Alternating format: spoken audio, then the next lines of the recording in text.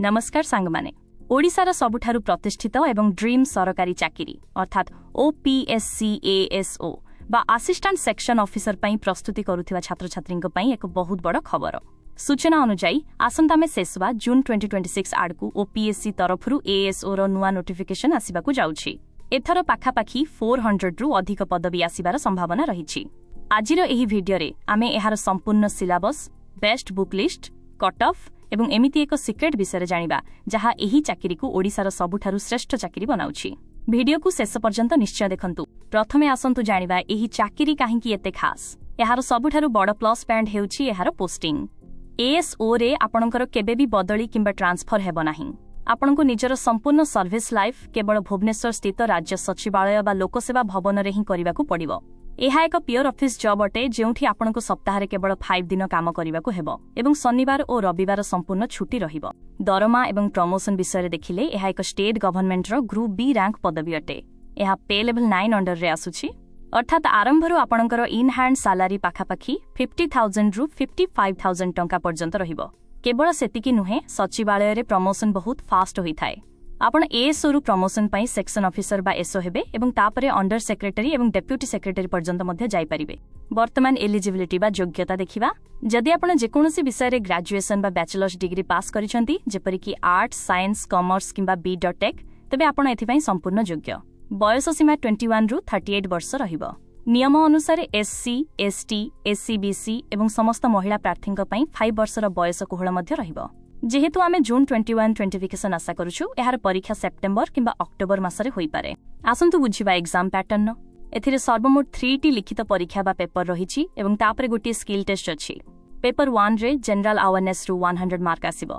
Paper 2 रे reasoning एवं math मिसिकी 100 mark आसीबो एवं पेपर 3 रे इंग्राजी एवं ओडिया भाषा मिसिकी 100 मार्क र परीक्षा हेबो। शेषरे एक कंप्यूटर स्किल टेस्ट हेबो जहाकी 50 मार्क रो रहिबो। ध्यान रखिबे एथिरे कोनोसी इंटरव्यू नाही। एबे गोटिए पेपर रो सिलेबस को डिटेल रे बुझिबा। पेपर 1 बा जनरल अवेयरनेस सबुठारु कष्टकर होई थाए कारण एहार सिलेबस बहुत बड़। एथिरे 100 टी प्रश्न पई 100 मार्क रहिबो।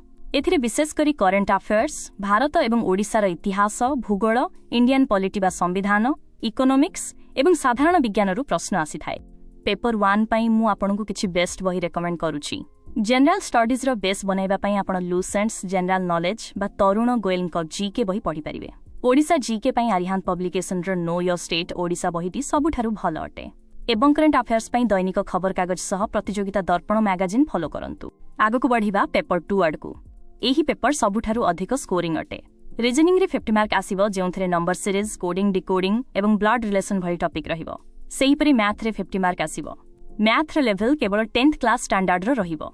एथिरे अरिथमेटिक, अलजेब्रा एवं मेंसुरेशन बा 2D 3D रु अधिक प्रश्न आसे। पेपर 2 रे 100 रु 90 रखिबा पई आपनको स्पीड बढ़ाइबाकू पड़िबो। मैथ पई आपण RS अग्रवालंकर क्वांटिटेटिव एप्टीट्यूड किंबा राजेश वर्मांकर फास्ट ट्रैक बही नै परिबे। रीजनिंग पई मध्य RS अग्रवालंक बही सबुठारु श्रेष्ठ। एहा छडा आपण प्रीवियस ईयर रो समस्त प्रश्न गुडी को निश्चय सॉल्व करंतु। वर्तमान आसला पेपर 3 अर्थात भाषा बा लैंग्वेज पेपर। एथिरे 50 मार्क इंग्राजी रु एवं 50 मार्क ओडिया रु आसीबो। इंग्राजी रे ग्रामर, वोकाबुलारी एवं कॉम्प्रिहेंशन रहिबो। ओडिया विभाग रे संधि, समास, कृदंत, तद्धित, रूढ़ी, लोकवाणी एवं ट्रांसलेशन रु प्रश्न आसीबो। इंग्राजी पई आपण नीतू सिंकर प्लेन्थ टू पैरामाउंट बही किंबा SP बाक्सिंक बही पढि परिबे। ओडिया व्याकरण पई आपण श्रीधर दासंक सर्वसार व्याकरण किंबा विद्यालय रो 10th क्लास व्याकरण बही फॉलो करंतु कारण सेथिरु सीधा सळख डायरेक्ट प्रश्न परीक्षा रे पड़ी थाए। आपणकु केते मार्क रखिबाकू हेबो आसंतु देखिबा। 2022 मसिहा रे होइथिबा ASO परीक्षा रे लिखित परीक्षा मोट 300 मार्क रु होइथिला। सेथिरे UR बा जनरल पुओ पिलांक पई कट ऑफ पाखापाखी 220 रु अधिक जाइथिला।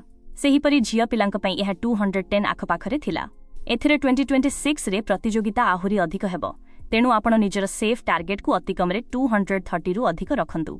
जेउ माने लिखित परीक्षा पास करिवे सेमानकु कंप्यूटर स्किल टेस्ट देबाकू पड़िबो। एहा 50 मार्क रे हेबो किंतु एहा केवल गोटी क्वालिफाइंग पेपर अटे अर्थात एहार मार्क मेरिट रे मिसिबो नाही। एथिरे आपणकु टाइपिंग करिबाकू पड़िबो नाही बरং MS वर्ड, MS एक्सेल एवं पावर पॉइंट रे किछि टास्क बा प्रैक्टिकल काम करिबाकू दिया जिवो। तेबे सांग माने नोटिफिकेशन आसीबा पर्यंत जमारू भी अपेक्षा करंतु नाही। ASO रो सिलेबस बहुत विशाल अटे एवं एहाकू सारिबा पई अतिकम रे 6 मास समय लागिबो। आजिठारु ही निजर डेली टाइम टेबल प्रस्तुत करंतु एवं पाठपढ़ा आरंभ कर दियंतु। वीडियो भल लागिथिले निश्चय लाइक करंतु एवं निज सांगमानंक सह शेयर करंतु। आगकू एमिति चाकरी खबर पई आम चैनल को सब्सक्राइब कर दियंतु। कमेंट रे जणांतु आपण ASO 2026 पई प्रस्तुत अछंती कि नाही। धन्यवाद।